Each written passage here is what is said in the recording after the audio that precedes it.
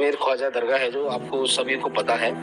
और ये एक महादेव का मंदिर था पूर्व में, जो कि बुलंद दरवाजा में और जो छतरी है उसको प्रिमा फेसी आप देखोगे तो खुद पता चल जाएगा कि वो मंदिर का ही स्ट्रक्चर है। नीचे जहाँ कब्र बनी हुई है ख्वाजा की, वहाँ पर गर्भगृह है भगवान का, वहाँ शिवलिंग था। हजरत मोइनुद्दीन चिश्ती रहमतुल्लाह अलैहि अल्लाह के एक ऐसे वली हैं जिनकी मजार शरीफ पर धर्म और मजहब का कोई भी बंधन नहीं है।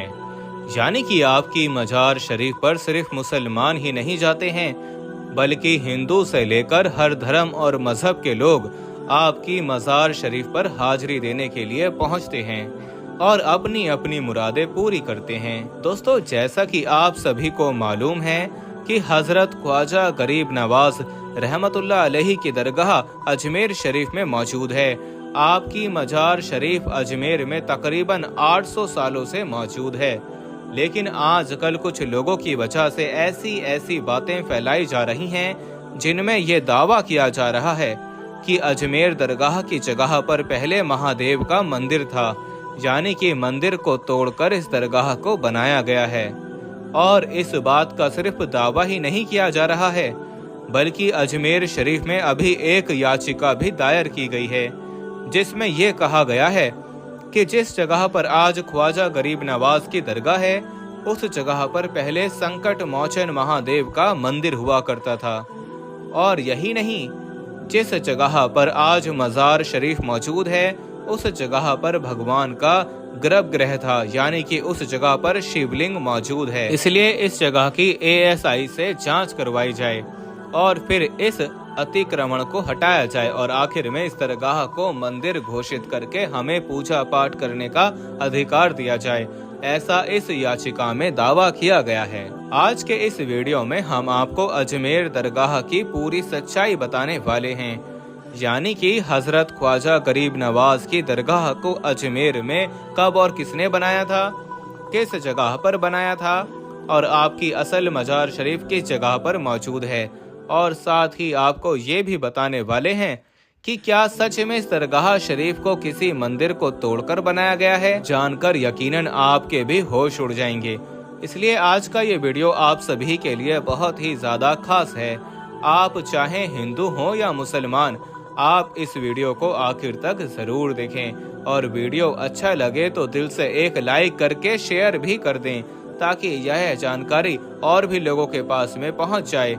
तो चलिए दोस्तों, शुरू करते हैं। सबसे पहले तो हम आपको हजरत मोइनुद्दीन चिश्ती रहमतुल्लाह अलैहि का अजमेर आने का पूरा इतिहास बताते हैं। इसके बाद में हम आपको अजमेर दरगाह की पूरी सच्चाई बताएंगे, लिहाजा आप इस वीडियो को बगैर स्किप किए आखिर तक गौर से जरूर देखना।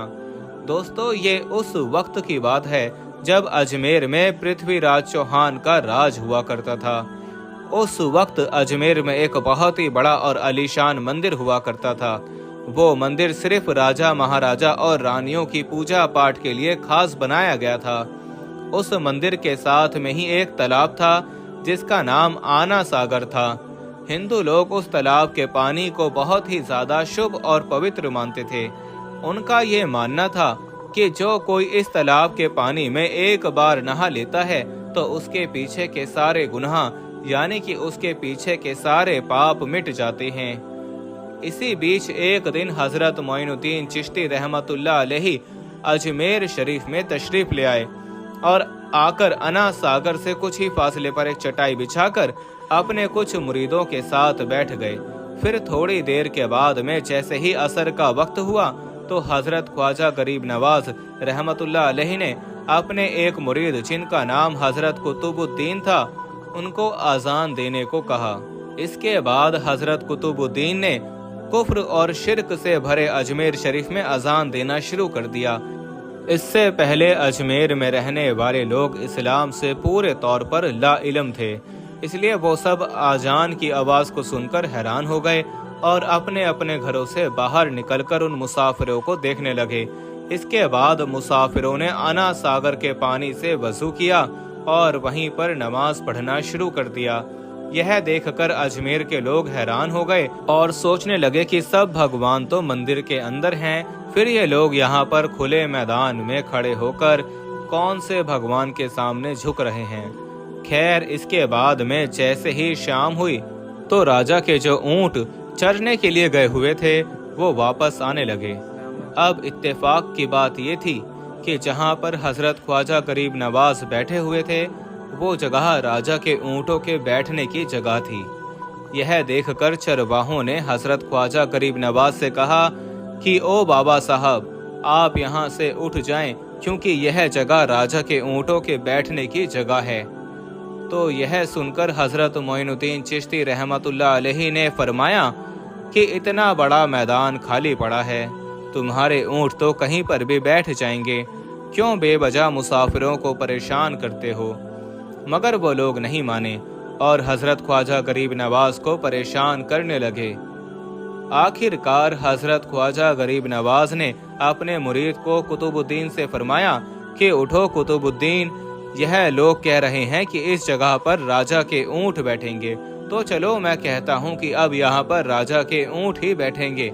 इतना कहकर फिर आप वहाँ से चले गए। लेकिन फिर जब अगली सुबह ऊंटों को चराने का वक्त हो गया तो पता चला कि वो ऊंट तो अब अपनी जगह से उठ भी नहीं पा रहे हैं। उन लोगों ने ऊंटों को मार मार कर जबरदस्ती उठाने की बहुत कोशिश की, लेकिन वो ऊंट तो अपनी जगह से हिल भी नहीं पा रहे थे।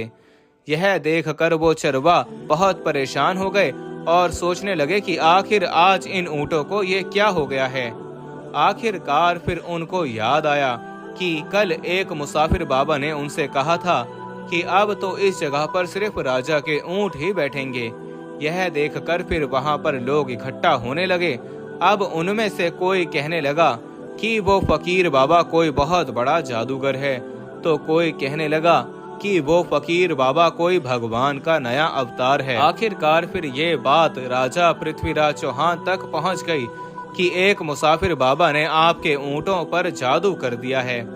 यह सुनकर फिर राजा ने ख्वाजा गरीब नवाज के पास एक पैगाम भेजा कि तुम कैसे फकीर हो जो बेजुबानों को बांध दिया है, यह बेचारे भूख और प्यास से मर जाएंगे, इसलिए मेहरबानी करके आप अपना जादू वापस ले लो। यह पैगाम पाकर हजरत ख्वाजा गरीब नवाज ने फरमाया कि हम मुसलमान हैं, हम कभी भी किसी के लिए कोई बद्दुआ नहीं करते हैं और ना ही कभी किसी पर कोई जादू टोना करते हैं।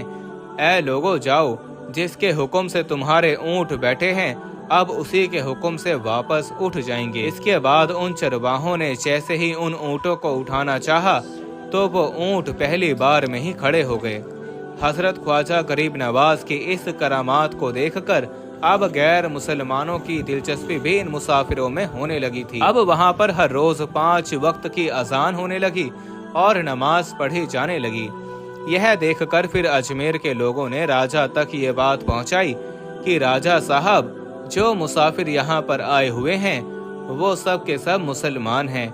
वो 5 वक्त अजान देते हैं और फिर हमारे पवित्र तालाब में हाथ मुंह धोकर उसको गंदा करते हैं, और यही नहीं, वो हमारे धर्म के खिलाफ बात भी करते हैं, इसलिए उनको यहाँ से बाहर निकाला जाए। यह सुनकर फिर राजा पृथ्वीराज चौहान ने हजरत ख्वाजा गरीब नवाज को पैगाम भिजवाया कि तुम लोग गोश्त खाते हो और हमारे धर्म के खिलाफ बात करते हो, और यही नहीं, तुम हमारे पवित्र तालाब को गंदा भी करते हो।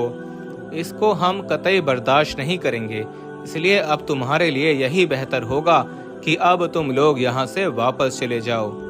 राजा का ये पैगाम सुनकर हजरत ख्वाजा गरीब नवाज ने अपने मुरीद हजरत कुतुबुद्दीन से फरमाया कि ए कुतुबुद्दीन, शायद राजा अगली बार हमारे पानी लेने पर पाबंदी लगा दे, इसलिए जाओ और तालाब से एक काशा यानी कि एक प्याला भरकर ले आओ।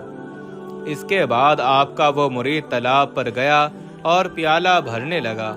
लेकिन अब यहाँ पर आप ख्वाजा गरीब नवाज की करामात देखें कि जैसे ही वो प्याला पानी से भरकर बाहर आया तो अना सागर का सारा पानी खुश्क हो गया और अना सागर के तह में मिट्टी उड़ने लगी।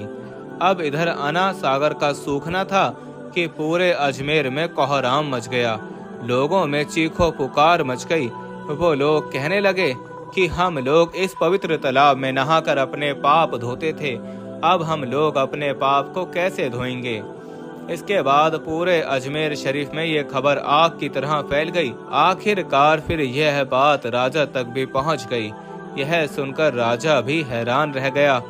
इसके बाद अजमेर के सारे लोग इकट्ठा होकर हजरत ख्वाजा गरीब नवाज की बारगाह में पहुंचे और माफी मांगने लगे और कहने लगे कि बाबा जी हमें इस परेशानी से निजात दिलाएं। अब से तुम इस तालाब में वजू भी कर लिया करो, लेकिन भगवान के वास्ते आप हमारे अना सागर को हमें वापस लौटा दो। लोगों की फरियाद सुनकर हजरत ख्वाजा गरीब नवाज ने फरमाया, ए कुतुबुद्दीन, जाओ और वो पानी का प्याला वापस तालाब में डालाओ। इसके बाद जैसे ही पानी का वो प्याला तालाब में डाला गया तो अना सागर का सारा पानी उछाल मारता हुआ वापस तालाब में भर गया। मगर इसके साथ ही इस पानी में वहाँ पर मौजूद कई लोगों के दिलों को भी धो डाला। खुद हिंदू धर्म की अपनी इतिहास की किताबों में लिखा है कि उस शाम 32,000 लोगों ने एक साथ कलमा पढ़ा था, यानी कि उस शाम 32,000 लोग एक साथ मुसलमान बने थे। और यही नहीं, इसके बाद हजरत ख्वाजा गरीब नवाज का जादू हिंदुस्तान में ऐसा चला कि लाखों की तादाद में लोग मुसलमान बनते चले गए।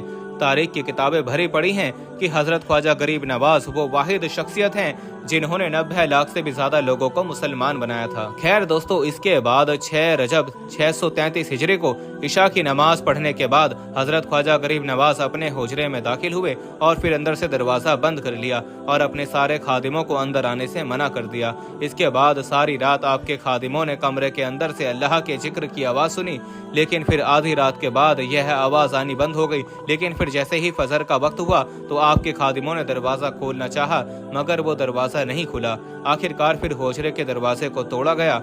इसके बाद आपके मुरीदों ने अंदर जाकर देखा तो सबकी आंखों से आंसू निकल गए, क्योंकि उन्होंने देखा कि हजरत ख्वाजा गरीब नवाज का विसाल हो चुका है, यानी कि आप इस दुनिया से रुखसत हो चुके हैं। आपके विसाल के बाद आपकी नमाज जनाजा पढ़ाई गई और फिर आपको उसी जगह पर दफन कर दिया गया जहां पर अजमेर में आप सबसे पहले चटाई बिछाकर बैठे थे। हम आपको बता दें कि उस वक्त वहां पर कुछ भी नहीं था, बिल्कुल खाली मैदान था और उस वक्त आपके मज़ार शरीफ भी कच्ची बनाई गई थी। फिर एक बार बादशाह अकबर ने दरगाह के नाम कुछ तोहफे दिए, जिनको बेचकर फिर दरगाह का काम करवाया गया। हम आपको बता दें कि अजमेर दरगाह की जो गुम्बद है उसको हजरत ख्वाजा हुसैन के बेटे ने बनवाया था। फिर 859 हिजरी में दरगाह का जो मैन गेट है उसे सुल्तान मांडो ने बनवाया था और गुम्बद पर लगा हुआ कलश रामपुर के नवाबों की देन है। इसके अलावा अजमेर दरगाह में सुनहरी कठारा बादशाह जहांगीर ने बनवाई थी और उसकी मरम्मत महाराजा जय सिंह ने करवाई थी। बादशाह अकबर ने हजरत ख्वाजा गरीब नवाज की दरगाह के लिए 18 गाँव की जागीर वक्फ की। इसके बाद जब हिंदुस्तान में अंग्रेजों का कब्जा हुआ तो उस वक्त इस दरगाह के लिए एक कमेटी बनाई गई जिसका काम दरगाह की देखभाल करना था। इसके अलावा अजमेर दरगाह में जो बुलंद दरवाजा है उसे सुल्तान महमूद गजनवी ने बनवाया था।